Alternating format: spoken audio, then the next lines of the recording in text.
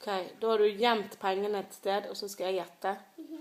I en av disse koppene. Må jeg gjette nå? Jeg må først blande dem. Ja. Sånn, du har ikke sett, så nå må du lukke øynene. Ja. Og nå kan du se. Hei. Må du holde øynene lukket, eller? Fortsett. Ja.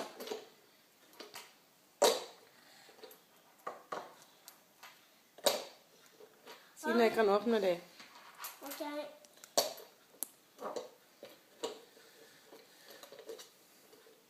Sikkert på ikke mye Tok lurer litt tid. på en penge du har. Hæ? Nei, det var ikke noe. Nei, jeg må mange. Alle. Ja, når skal jeg åpne øynene, egentlig? Vent. Ja, Det er snart. ok. Tryllekunstnere, de pleier liksom å gjøre tingene litt sånn veldig fort, liksom. Bare teit med gulvet. Hæ? Det var så teit. Sånn, det var det. Ja. Kan jeg åpne da? Ja, nå skal jeg blande. Ja.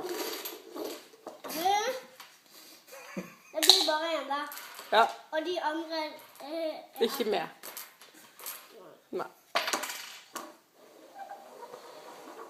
Kan jeg ha øynene åpne nå? Ja, nå kan jeg nå. Ok. For nå ser du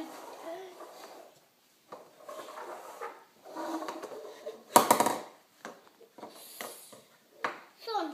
Nå skal jeg gjette hvor pengene er. Jeg tror kanskje at det er den lille rosa.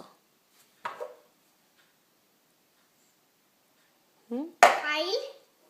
Skal jeg gjette en gang til? Nei. Nei. Hva skjer nå da?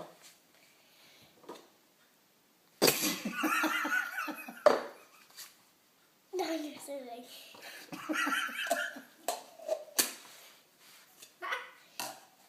Helt fett.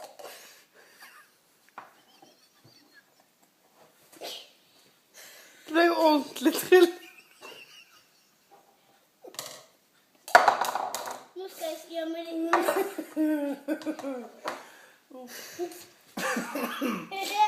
Hvordan klarte du det? Bare med litt magi. Og med litt magi, ja. Nå skal den være en, Men ok, tre, det Er du var ferdig?